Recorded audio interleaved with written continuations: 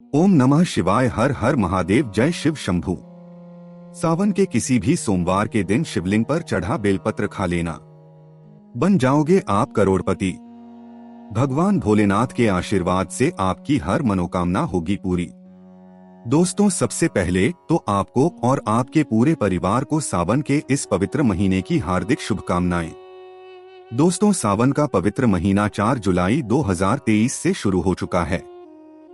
धार्मिक दृष्टि से देखा जाए, प्राचीन ग्रंथों को पढ़ा जाए या शुभ पुराण के आप किसी भी अध्याय को देख लें तो आपको यही देखने को मिलेगा कि सावन के पवित्र महीने में जो भी बेलपत्र शिवलिंग पर चढ़ाया जाता है वो कोई सामान्य सा बेलपत्र नहीं होता है, बल्कि अमृत सामान्य तुल्य वो बन जाता है। इस वीडियो में हम आपको बताएंगे कि शिव पुराण के अनुसार किस मुहूर्त पर आपको किस समय पर शिवलिंग पर चढ़े बेलपत्र का ग्रहण करना होगा, और अगर आप विधि विधान से शिवलिंग पर चढ़े बेलपत्र का सेवन सावन के इस पवित्र महीने के किसी भी सोमवार के दिन कर लेते हैं तो न केवल आपको अपने जीवन के हर प्रकार की परेशानी, कष्ट, समस्याएं, दिक्कतों से तुरंत के तुरंत मिट्टी मिल जाएगी, बल्कि आपकी कोई भी मनोकामना होगी वो भगवान भोलेनाथ के आशीर्वाद से जरूर पूरी होगी। आपको करोड़पति बनने से कोई नहीं रोक पाएगा, क्योंकि यहाँ पर आपको साक्षात महादेव जी का आशीर्वाद मिलेगा। और दोस्तों, महादेव अगर किसी भी व्यक्ति पर अपना हाथ रख दे तो उस व्यक्ति का साक्षात काल भी आकर के कुछ नहीं बिगाड़ सकता है।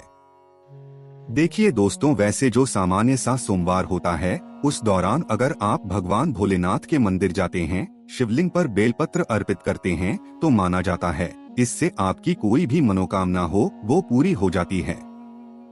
लेकिन कहा गया है कि जब भी सावन का महीना आता है इस दौरान अगर आप शिवलिंग पर बेलपत्र चढ़ाते हैं और का ग्रहण करते हैं तो आपके जीवन में एक चमत्कारी और सकारात्मक बदलाव आता है, क्योंकि जब बेलपत्र किसी भी शिवलिंग पर सावन के महीने में चढ़ाया जाता है तो वो अमृत बन जाता है, वो भगवान भोलेनाथ का प्रसाद बन जाता है। एक बात को जरा ध्यान से समझिए दोस्तों, 4 जुलाई 2023 से सावन का पवित्र महीना शुरू हो चुका है। इस दौरान आप कोई भी उपाय शिव पुराण के अनुसार करेंगे तो उसका पलट करके आपको करोड़ों गुना लाभ मिलेगा। और आपने ये देखा भी होगा कि करोड़ों की संख्या में सावन के सोमवार के दिन भारत ही में नहीं बल्कि विदेशों में भी लोग भगवान भोलेनाथ के नाम पर व्रत करते हैं, विभिन्न प्रकार की पूजा पाठ और उपाय करते हैं ताकि उनको भगवान भोलेनाथ का आशीर्वाद मिल सके। क्योंकि दोस्तों, कहा जाता है कि सावन के महीने में जो भी व्यक्ति भोलेनाथ के सामने अपनी झोली फैलाता है, भगवान भोलेनाथ उस व्यक्ति की झोली खुशियों से भर देते हैं। इसीलिए अगर आप चाहते हैं कि भगवान भोलेनाथ के आशीर्वाद से हमेशा आपके जीवन में खुशियां बनी रहे और भगवान भोलेनाथ की कृपा से आप अपने जीवन में बहुत ही सफल हो, तो पूरी सच्ची श्रद्धा और पूरे विश्वास के साथ इस वीडियो को लाइक कर दीजिए और कमेंट बॉक्स में तुरंत लिख दीजिए ओम नमः शिवाय, हर हर महादेव। तो दोस्तों, प्राचीन ग्रंथों के और शिव पुराण में भी साफ साफ लिखा हुआ है, जब एक बेलपत्र किसी शिवलिंग पर चढ़ाया जाता है उसको वापस से धोकर के आप शिवलिंग पर चढ़ा सकते हैं। 6 महीने तक बेलपत्र बासी नहीं माना जाता है। इसका कारण क्या है तो आपको बता दे, पहाड़ों में या ऐसी कई जगहों पर शिवालय होता है जहां पर बेल वृक्ष नहीं होता है, और वहां पर जो बेलपत्र होता है वो भगवान भोलेनाथ को धो धो करके 6 महीने तक चढ़ाया जाता है। 6 महीने तक आप बेलपत्र जो है वो वापस से इस्तेमाल कर सकते हैं, इसमें कोई भी ऐसी मनाही नहीं है। देखिए दोस्तों, शिव बेलपत्र बहुत ही प्रिय है। अगर कोई व्यक्ति यह चाहता है कि उसकी मनोकामना पूरी हो जाए तो उस व्यक्ति को सावन के सोमवार हो गए या सामान्य से सोमवार हो गए, इस दौरान भगवान भोलेनाथ के मंदिर जाकर के शिवलिंग पर एक एक बेलपत्र अर्पित करना चाहिए, और इससे भगवान भोलेनाथ की उस व्यक्ति को असीम कृपा प्राप्त होती है और उस व्यक्ति की मनोकामना भी पूरी हो जाती है। लेकिन आप ये बार बार सोच रहे होंगे कि आखिर बेलपत्र भगवान भोलेनाथ को इतना ज्यादा प्रिय क्यों है। तो आपकी जानकारी के लिए बता दें, इसके पीछे एक पौराणिक कथा है। देखिए, कथा के अनुसार समुद्र मंथन के वक्त कई चीजें निकली, उन चीजों में से एक विष भी निकला था। उस विष का नाम था कालकुट विष। देखिए दोस्तों, जैसे ही ये विष निकला था पूरी सृष्टि में हाहाकार मच गया था। तुरंत भगवान भोलेनाथ वहां पर गए और भगवान भोलेनाथ ने इस विष को अपने कंठ में धारण कर लिया। और भगवान भोलेनाथ का जो कंठ था वो पूरी तरह से नीला पड़ गया। तभी से भगवान भोलेनाथ को लोग नीलकंठ भी कहने लगे थे। दोस्तों, विष का प्रभाव इतना ज्यादा था कि भगवान भोलेनाथ के पूरे शरीर में बहुत तेज बढ़ने लग गया था, जिसकी वजह से आसपास का वातावरण भी जलने लग गया था। तभी जितने भी देवता वहां पर उपलब्ध थे, वहां पर खड़े हुए थे, वो वैद्य के पास गए और वैद्य से उन्होंने पूछा कि अब हम क्या करें। तो वैद्य ने तुरंत ही कहा कि भगवान भोलेनाथ को आप बेलपत्र दें और उनका अभिषेक शीतल जल से करें। ऐसे ही देवी देवताओं ने किया भी और भगवान भोलेनाथ को इससे बहुत ज्यादा शीतलता मिली थी। तभी से एक प्रथा चली हुई आ रही है, अगर कोई भी व्यक्ति भगवान भोलेनाथ के मंदिर जाता है, शिवलिंग पर एक बेलपत्र अर्पित करता है और फिर भगवान भोलेनाथ के शिवलिंग पर मुंह उत्तर की तरफ करके एक लोटा जल अर्पित करता है, इतना ही करने भर से उस व्यक्ति को भगवान भोलेनाथ की प्राप्त होती है। भगवान भोलेनाथ उस व्यक्ति के हर कष्ट को हर लेते हैं और उस व्यक्ति की हर मनोकामना को पूरा कर देते हैं। बस एक बात का ध्यान रखिएगा दोस्तों, कभी भी आप भगवान भोलेनाथ को बेलपत्र चढ़ा रहे हो तो इस बात का विशेष करके ध्यान रखिएगा। भगवान भोलेनाथ को 3 पत्ते वाला बेलपत्र चढ़ाया जाता है। बेलपत्र जिस तरफ से चिकना होता है उसी तरफ से भगवान भोलेनाथ की तरफ शिवलिंग पर चढ़ाया जाता है। और बेलपत्र जब भी आप शिवलिंग पर चढ़ा रहे हो, इस बात का विशेष करके ध्यान रखें, चढ़ाते वक्त जो बेलपत्र की डंडी हो वो आपकी तरफ होनी चाहिए। बेलपत्र कभी भी कटापिटा नहीं होना चाहिए। भोलेनाथ को कोई भी खंडित चीज कभी भी अर्पित नहीं की जाती है। कहा जाता है कि कोई व्यक्ति अगर चाहता है कि भगवान शिव जी की सदैव उस पर कृपा बनी रहे तो उस व्यक्ति को हर सोमवार के दिन 2, 4, 5 मिनट का समय निकाल करके भगवान भोलेनाथ के मंदिर जाना चाहिए और शिवलिंग पर एक बेलपत्र अर्पित करना चाहिए। इससे भगवान भोलेनाथ की उस व्यक्ति को असीम कृपा प्राप्त होती है और उस व्यक्ति के जीवन में धन का आगमन बहुत तेज हो जाता है और उसकी हर मनोकामना भी पूरी होती है। दोस्तों, एक बात का ध्यान रखिएगा, चाहे आपका अच्छा दिन हो चाहे आपका बुरा दिन हो, भगवान भोलेनाथ को याद कभी मत भूलिएगा। भगवान भोलेनाथ बहुत ही भोले हैं। आप उनको सिर्फ एक लोटा जल्दी अर्पित करेंगे, इतने भर से ही वो प्रसन्न होकर के अपना आशीर्वाद आपको दे देंगे।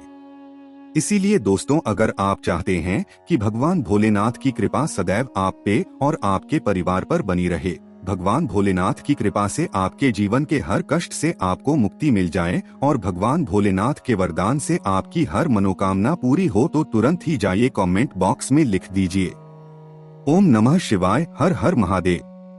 और अगर आप भगवान शिव जी के सच्चे भक्त हैं तो इस वीडियो को लाइक करना मत भूलिएगा। दोस्तों, कुछ ऐसी तिथि होती है, कुछ ऐसे समय होते हैं, वक्त बेलपत्र नहीं तोड़ना चाहिए।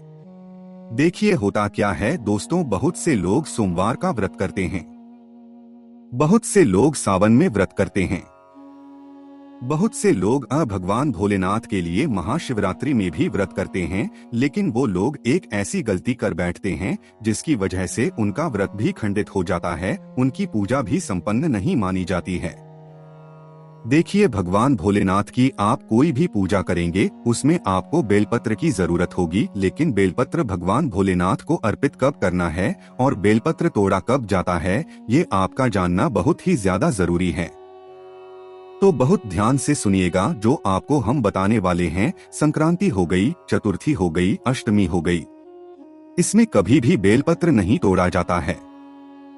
इस बात का विशेष करके ध्यान रखिएगा। सामान्य सा कोई भी आपका सप्ताह हो, उसमें जो सोमवार का दिन पड़ता है उस दिन भी कभी बेलपत्र नहीं तोड़ा जाता है।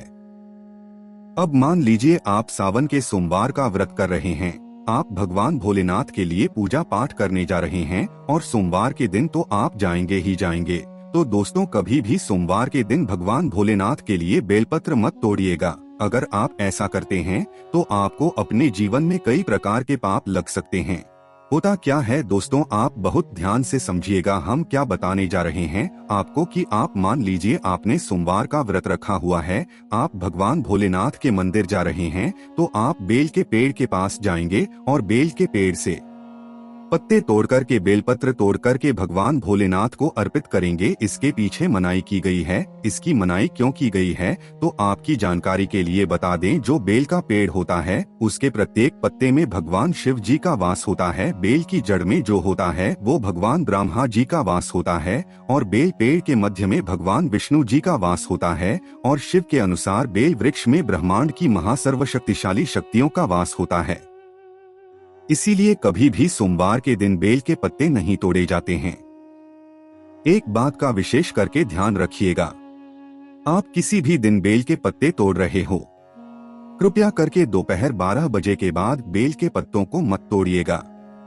बेलपत्र दोपहर 12 बजे के बाद कभी भी नहीं तोड़े जाते हैं। अब मान लीजिए आपको सोमवार को बेलपत्र भगवान भोलेनाथ को अर्पित करना हो, तो आप क्या कर सकते हैं कि आप शनिवार को, रविवार को दोपहर 12 बजे से पहले नहाने धोने के बाद बेलपत्र तोड़ के लाइए, अपने घर के पूजा घर में रख दीजिए और सोमवार की पूजा के दिन उसी बेलपत्र उठा कर के ले जाइए और शिवलिंग पर अर्पित कर दीजिए। इस बात का बस आपको विशेष करके ध्यान रखना होगा। अब आपको हम बताएंगे कि कैसे आप भगवान भोलेनाथ को बेलपत्र अर्पित करें ताकि आपकी मनोकामना पूरी हो सके। और बेलपत्र कब आप खा सकते हैं जिससे आपको करोड़पति बनने से कोई नहीं रोक पाएगा। लेकिन वीडियो में आगे बढ़ने से पहले आपसे निवेदन था कि वीडियो लाइक करना मत भूलिएगा। सबसे पहले तो आप ये जान लीजिए आखिर बेल वृक्ष की उत्पत्ति कैसे हुई थी।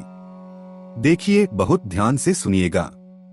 माता पार्वती जी के पसीने की कुछ बूंदें मंदरांचल पर्वत पर जा गिरी थी। वहीं पर जो बेल था उसकी उत्पत्ति हुई थी। तभी से बेल वृक्ष को ये देव वृक्ष माने जाने लगा है और तभी से ये वृक्ष जो है वो पूजनीय हो गया था। अब दोस्तों, आप ये सोच रहे होंगे कि बेल पत्र के हम उपाय कैसे करेंगे। चलिए आपको हम बताते हैं एक एक करके, और यकीन मानिए इन उपायों को करने के बाद आपको अपने जीवन से गरीबी, परेशानी, कष्ट और समस्याओं से मुक्ति मिल जाएगी। सबसे पहले हम बात करते हैं दोस्तों आयुर्वेदिक दृष्टि से। अब मान लीजिए आप बहुत बीमार पड़े रहते हैं, आपके रक्त की कोई संबंधित परेशानी है और आप इस चीज को लेकर के बड़ा परेशान हैं। प्रतिदिन सुबह आप लोग एक खाली पेट बेलपत्र खाना शुरू कर दीजिए।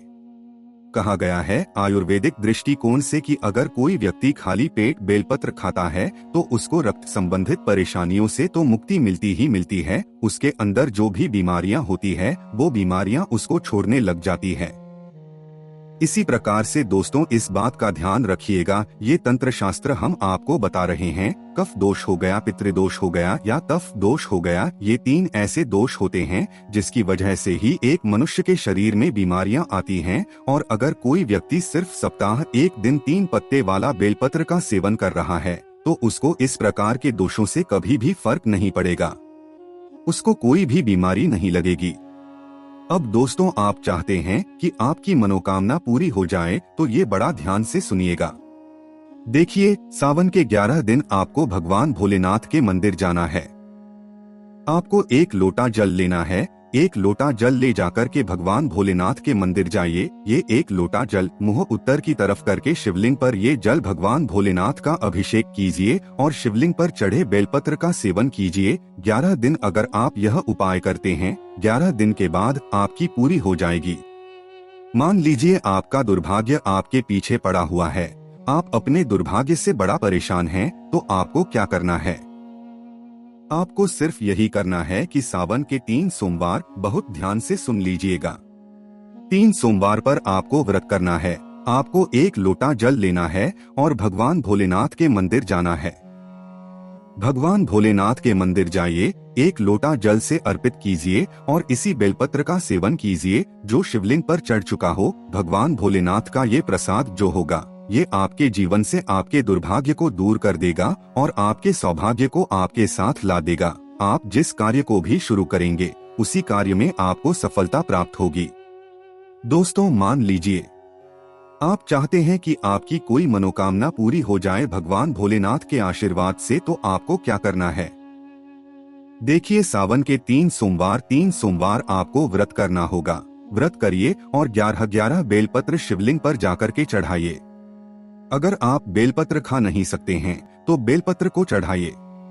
अगर आप ऐसा करते हैं तो भगवान भोलेनाथ के आशीर्वाद से आपकी मनोकामना जरूर पूरी होगी।